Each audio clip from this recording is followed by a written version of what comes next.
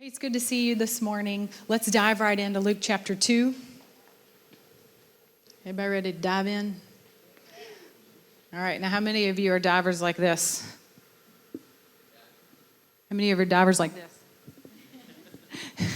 Anybody learn to dive like that? You get up on the end of the diving board and you do this number. You put it right on top of your head, and then you just roll over until you fall. Come on, anybody? All right, we're going to dive into the word this morning. Let's just go. Luke chapter 2, verse 1 through 7. And here we go. It says, "And it came to pass in those days that a decree went out from Caesar Augustus that all the world should be registered. This census first took place while Quirinius was governing Syria. So all went to be registered, everyone to his own city. Joseph also went up from Galilee, out from the city of Nazareth into Judea, to the city of David, which is called Bethlehem, because he was of the house and lineage of David, to be registered with Mary, his betrothed wife, who was with child. So it was that while they were there, the days were completed for her to be delivered, for her to have her baby. And she brought forth her firstborn son and wrapped him in swaddling cloths and laid him in a manger because there was no room for them in the inn."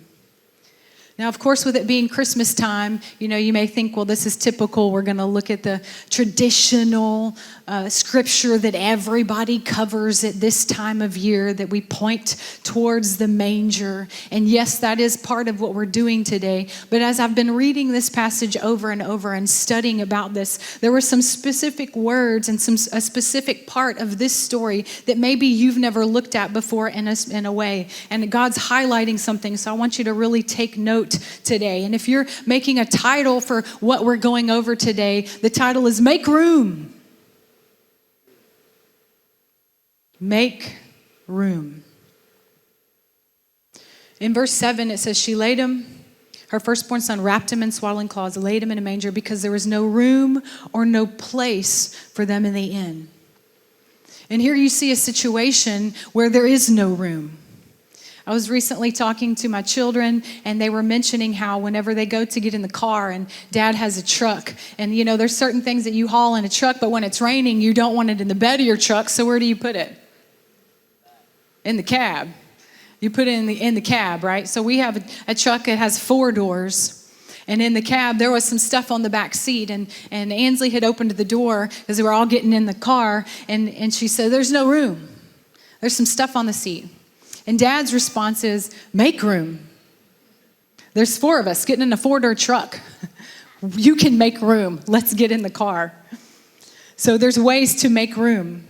So here we have a story, though, where they did not make room. And I started to read this over, and as you start to study it, why is there no room? Didn't people see what's going on? Because you and I, as we read, we know the story. This coming up to the angels and the shepherds in the field, and then we see what happened. Glory, hallelujah, and opens, and a heavenly host sings, and then we see when Jesus goes to the temple. We know where the story is going right now. So you and I can easily think, why was there no room? Why couldn't people see what was going on here? But in this time, it said that Caesar had mandated a registration.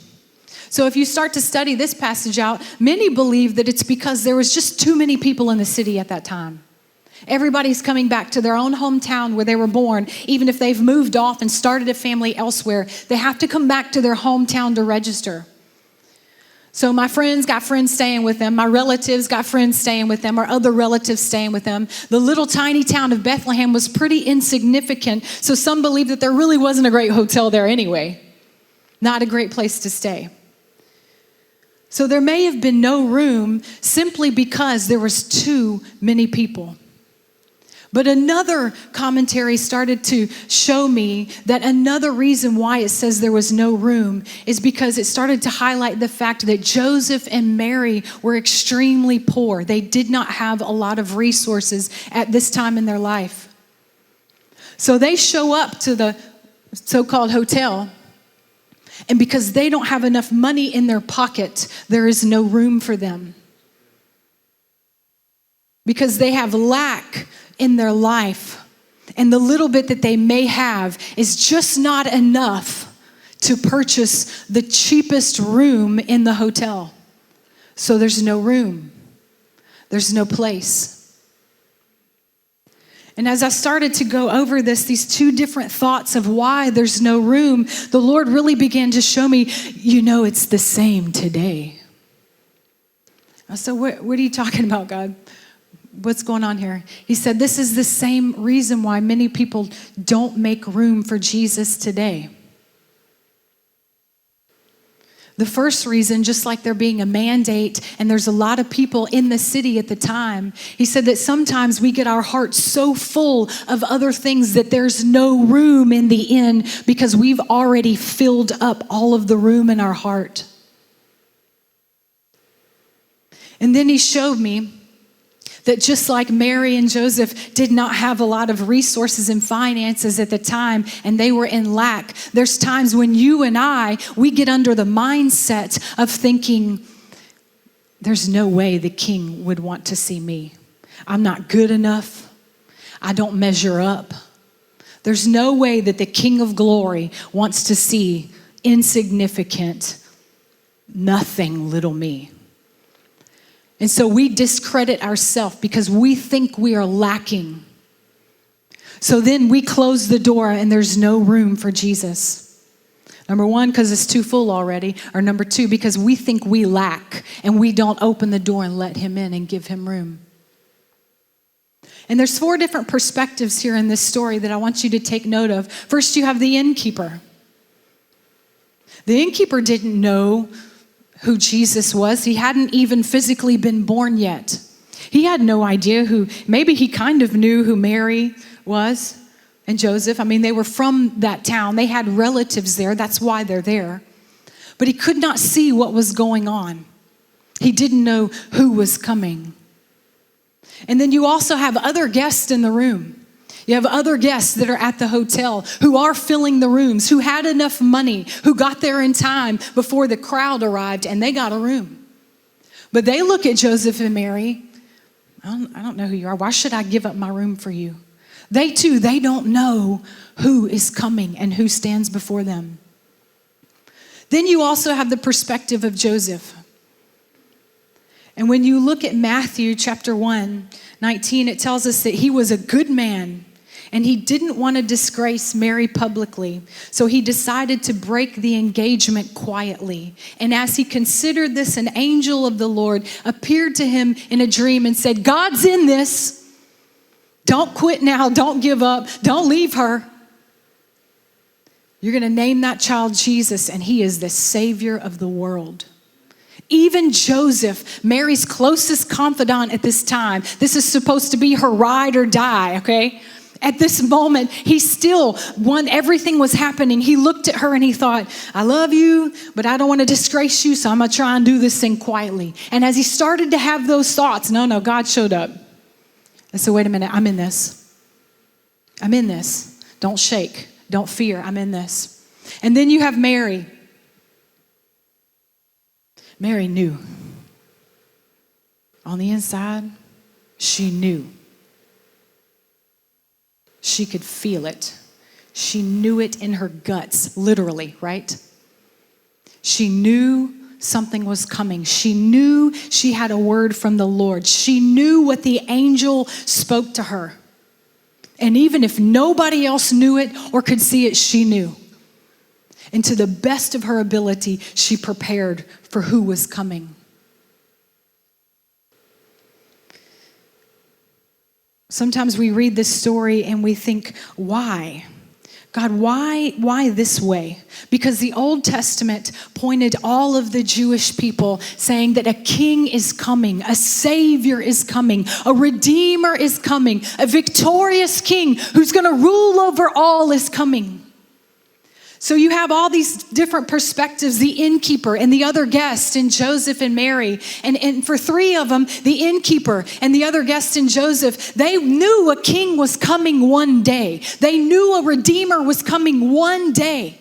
But because of everything they read and to their own assumptions in their brain, they're thinking he must be riding in on a white horse with a robe and a crown, and he's going to slay some people and lay it down.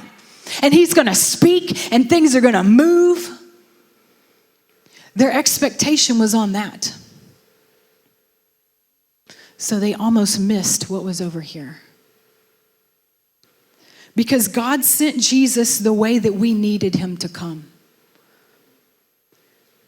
but not the way we expected him to come. God sent Jesus to be born in a manger in a lowly way, in the way that you and we needed him to come that way. The shepherds needed him to come that way. Mary needed him to come that way. The innkeeper, not even knowing it, he needed Jesus to come that way. But he was not expecting Jesus to come that way. How many times for you and I has Jesus tried to show up in our life the way we needed him to show up, but we weren't expecting because we're thinking he's going to do it another way? But if you and I can learn how to make room for him in our life, we scoot everything else aside. We say, no, God, this is your room. I want to challenge you that when you begin to make room for the Lord, you'll have your expectation on him and not a certain assumption that you have surmised or what somebody said. And you won't miss Jesus when he shows up in your life. Because sometimes it seems like a lowly way. Sometimes it's not recognizable.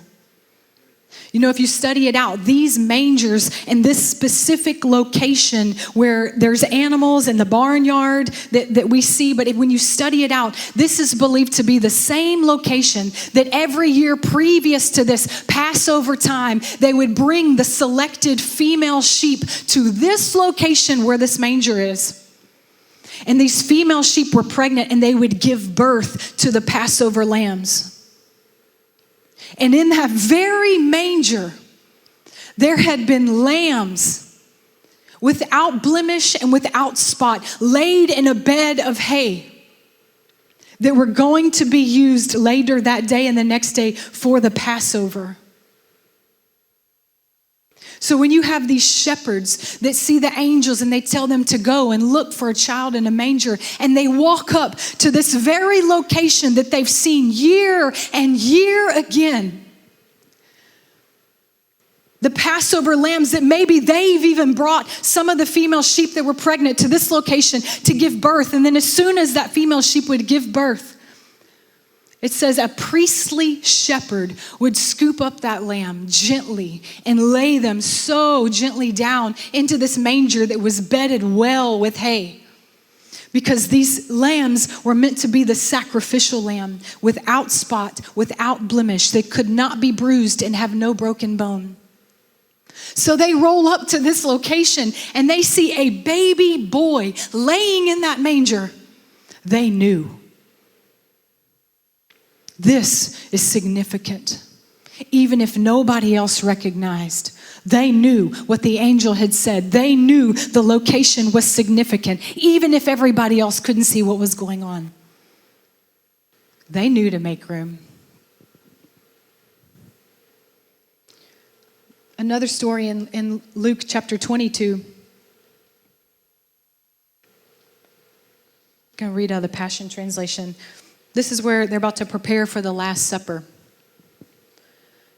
It says, on the day of sacrifice, this is verse 7, chapter 22.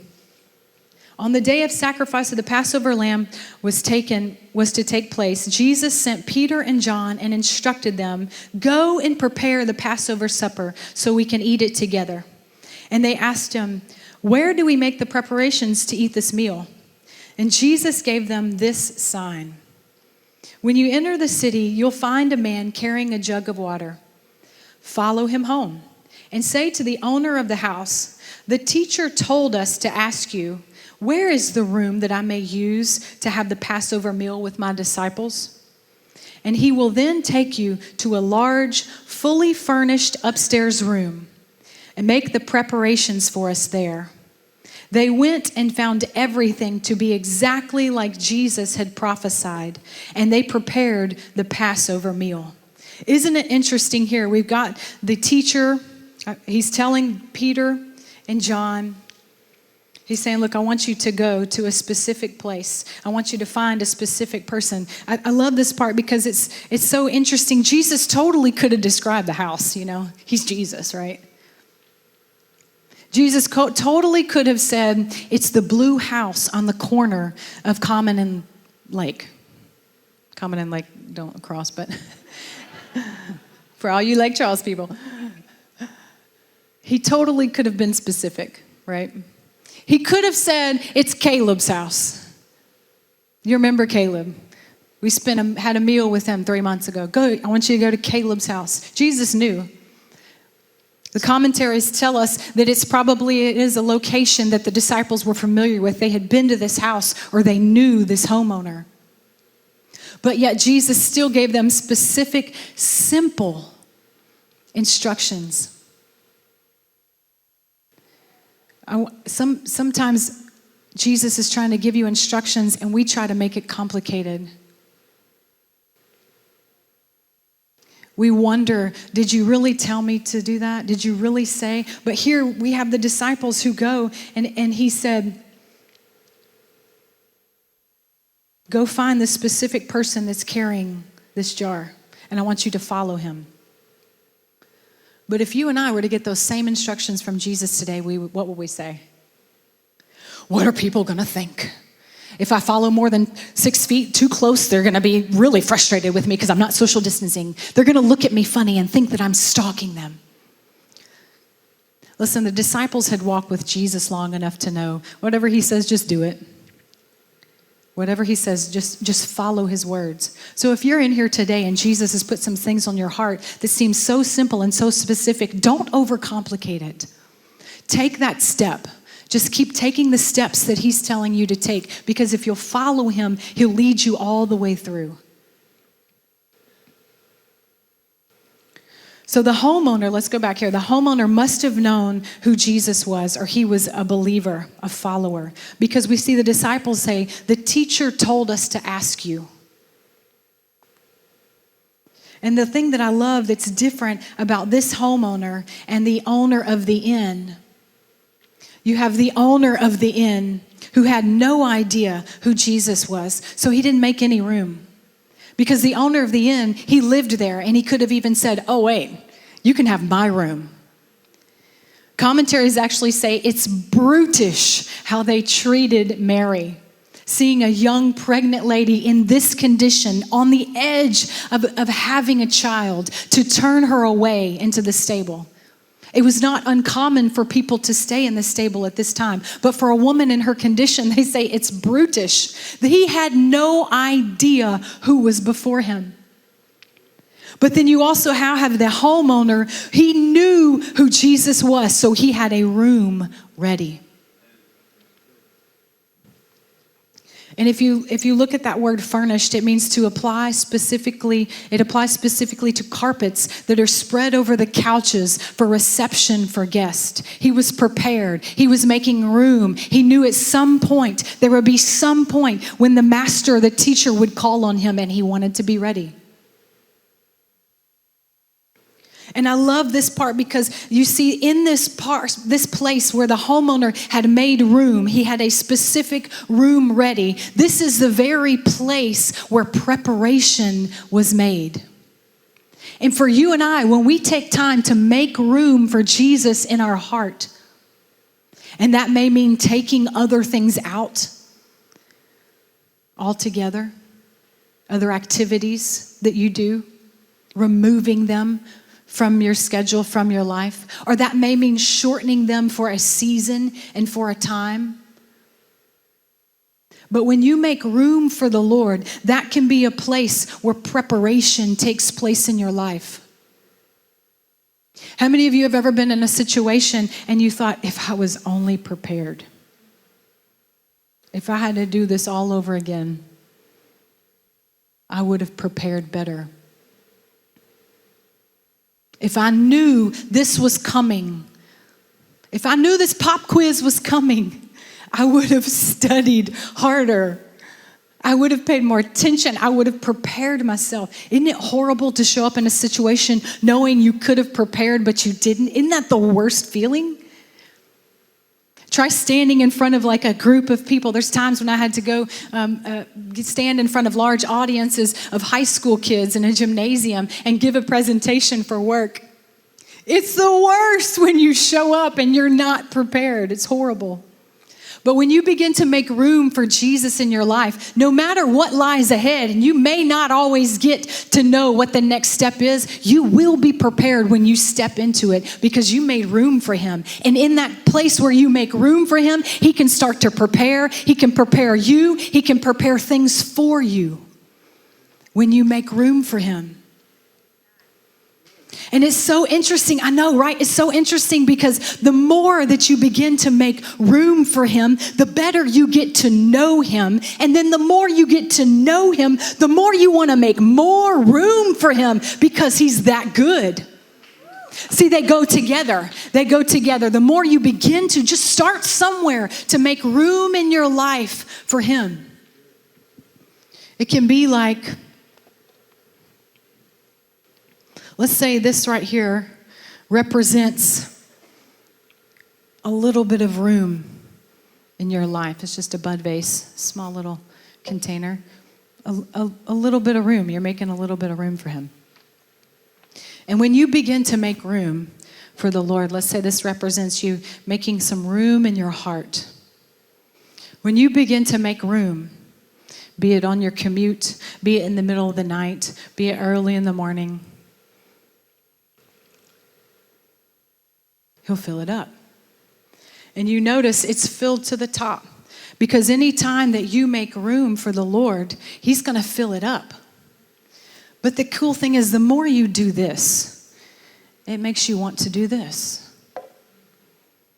Here's you making more room in your heart for the Lord.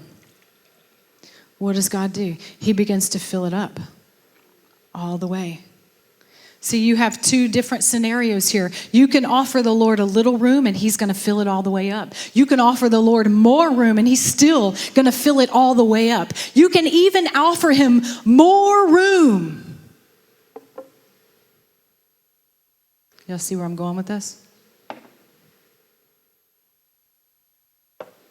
You offer them more room. God, I'm giving you more room. God, I love you. God, I desire you. And it just makes you want to make more room in your life for him. But the most amazing thing is when you spend time with him and you make room for him, and that's going to look different for every person in here. Because you're different than the person sitting next to you. God knows what you like. He knows what you don't like. He knows what you need. And he knows what you want. He knows your personality. He knows your language. He speaks your language. So the way I make room in my life for God may look a little different than the way you make room. But the whole point is that we both make room because we're both vessels. Whoops. We're both vessels. And the thing is, whenever you start to make room, when you start to make more room for him, there comes a point in your life where you're not satisfied just getting filled up. You're not satisfied with God just always pouring into you. But there comes a point where you begin to step out. Have you ever had an experience with God and you thought, if I could just put this into words and tell you, I wish you would have been there with me. God showed up in that service. God showed up in my prayer time. When I opened my Bible for that devotional, Jesus came off the page and spoke to me. Have you ever had an experience like that? Some of you shaking your head, yes. If you haven't, you can. When you have experiences like that, you're getting full. He's filling you up. You're making room. He's going to fill you all the way up. But then it enables you to go and start sharing that with other people. And then God begins to use you as a vessel to help fill other people or point them to him. And then you're not lacking because he's gonna come around and he's gonna continue to fill you up. The more you will pour out on others. Yeah, come on, he is so good. He is so good. God, you're so good. God, you're so good. That there was a story in 2 Kings, and I'm just going to summarize it. We're not going to go there. But in 2 Kings, there's a story of a woman. Elisha meets her. She's a Shunem woman, and this woman is very, very wealthy. She's well-to-do, And it talks about how she sees the man of God coming, and she goes and she beckons Elisha, please come to my house for a meal. So then they form a relationship, and she makes room. But she goes so far as to actually build a room onto her home and furnish that room so that any time Elisha passed through town, he had a place to come rest. And at one point, Elisha even asked her, what can I do for you? You're so good to me. What can I do for you? And she says, I'm good. My family takes good care of me. She was obviously a well-to-do woman. But then he came back to her and he said, I noticed you don't have a son. So a year from now, you're going to have a child. And sure enough, a year from then, because of her making room for God, for the man of God, this is her making room for God in her life. Through that relationship and through that space that she made, she provided a space. She made room for him. It gave her access to things that money can't buy.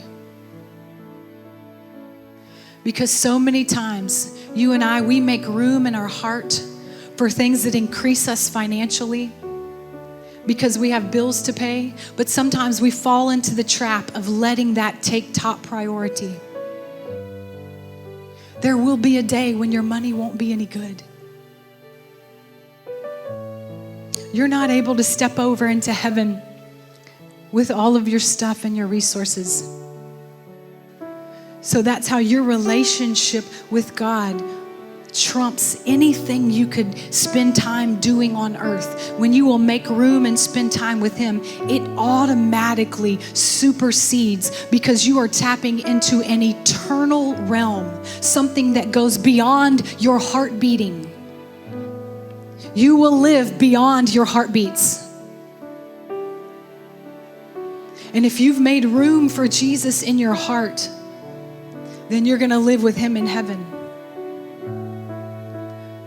But how sad it is for people who don't make room for him and they live beyond their heartbeat and they don't go to heaven. They go to hell because they don't know him. And it's not because Jesus doesn't want in. He's knocking. He's saying, make room for me. Make room for me. If you could only see what was at stake here, if you could see the big picture, make room. So I'm asking everyone to close their eyes for just a moment because we want to make room right now.